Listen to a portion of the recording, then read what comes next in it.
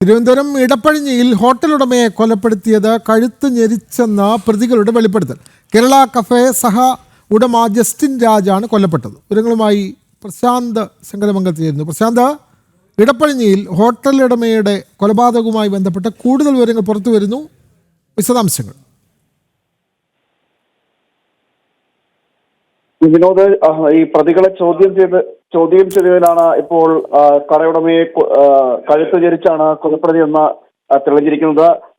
ഇവർ കുറ്റസമ്മതം നടത്തുകയും ചെയ്തു. ഇന്നലെയാണ്, കഴിഞ്ഞ ദിവസമാണ് ഇത്തരത്തിലൊരു കൊലപാതകം ഉണ്ടാകുന്നത്. അത് ഈ കടയുടമയെ ജസ്റ്റിനെ മരിച്ച നിലയിൽ കണ്ടെത്തുന്നത്.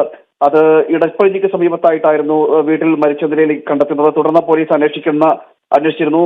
പ്രാഥമിക ഘട്ടത്തിൽ തന്നെ ഇത് കൊലപാതകമാണെന്നുള്ള ഒരു കണ്ടെത്തലായിരുന്നു പോലീസിന്റെ നിഗമനം.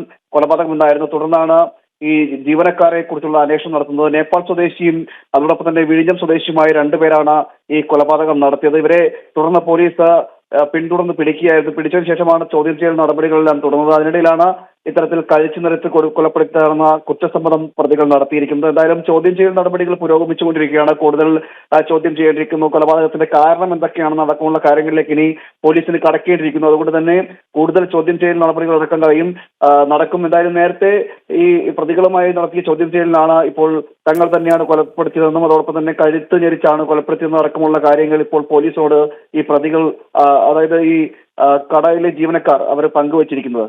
വിനോദ്, തിരുവനന്തപുരം ഇടപ്പഴിഞ്ഞിയിലാണ് ഹോട്ടൽ ഉടമയെ കൊലപ്പെടുത്തിയത്. കഴുത്ത് ഞെരിച്ചെന്ന പ്രതികൾ കുറ്റസമ്മതം നടത്തിയിരിക്കുന്നത്. വിവരങ്ങൾ നൽകുകയായിരുന്നു പ്രശാന്ത് ശങ്കരമംഗലത്ത്.